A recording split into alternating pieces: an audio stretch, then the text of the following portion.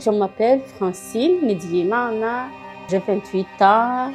Je vis dans une communauté du Burundi appelée Gozi. C'est ici même que je suis née et c'est ici que je vis petit à petit et comment la communauté s'est transformée. Cela n'a pas toujours été facile. Pendant des années, nous avons vécu dans l'instabilité politique et conflits armés. Cela nous a laissés dans une grande précarité scolaire, dans la pénurie, dans un lieu où survivre était un défi.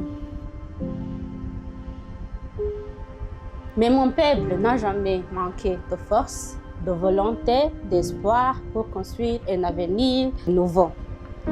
Aujourd'hui, je vais vous raconter comment l'organisation Sepod Affaires est devenue une partie de cette histoire.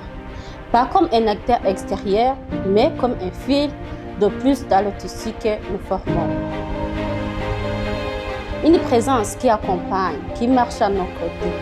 Grâce à l'engagement et au travail de notre communauté, nous sommes en train de bâtir cet avenir nouveau.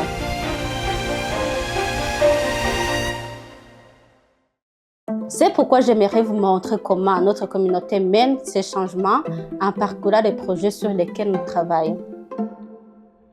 Le premier projet est celui qui me touche le plus car j'en étais bénéficiaire et le programme de bourse pour les jeunes filles puissent aller à l'université. Pour moi, l'un des aspects les plus importants de ce projet est de devenir des modèles pour les petites filles qui viendront après nous, pour qu'elles sachent et croient qu'elles aussi en sont capables.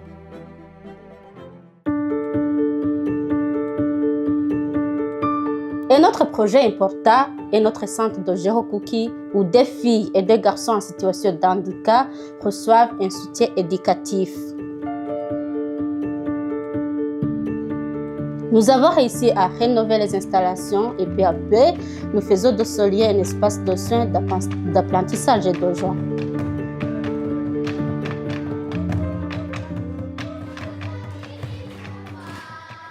Parce que nous savons que l'éducation est essentielle pour faire avancer une société, nous avons mis en place un programme de bourse scolaire pour les enfants de l'école. Grâce à lui, ils reçoivent des uniformes, des chaussures et un repas chaque jour. Ainsi, nous évitons l'abandon scolaire et surtout, nous protégeons les droit fondamental, celui d'apprendre. Nous croyons aussi que l'éducation ne concerne pas uniquement les enfants, mais qu'elle est essentielle pour toute la communauté.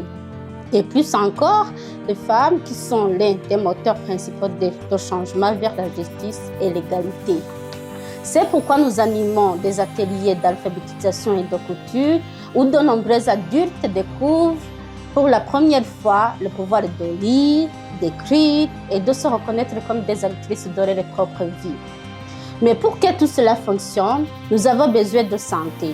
Nous avons aussi renforcé nos infrastructures sanitaires et aujourd'hui, nous réalisons des visites de santé dans les foyers. Nous avons accompli un grand travail de prévention, notamment contre des maladies comme le paludisme.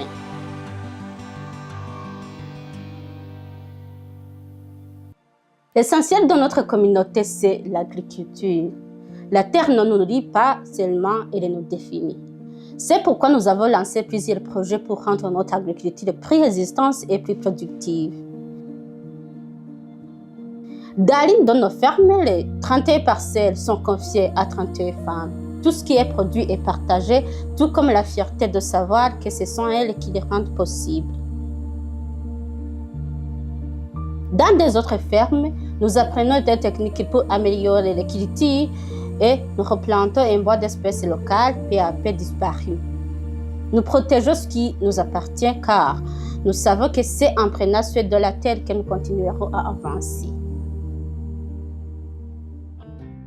À Gatabo, on soutient la construction de maisons en briques avec des toits en tôle pour améliorer la qualité de vie de ses habitants en offrant des conditions d'hygiène supérieures à celles des logements traditionnels en adobe et en paille. Nous avons également créé une chaîne de solidarité très particulière. Une femme reçoit un animal et quand celui-ci a une progéniture, elle est transmise à une autre femme. C'est ainsi que nous avons commencé à lutter contre la carence en protéines dans notre alimentation d'une manière simple, équitable et solidaire. Et il y en a encore plus. Grâce au projet de microcrédit, de nombreuses femmes ont pu créer leur propre entreprise comme boulangerie, atelier, petites boutiques, etc.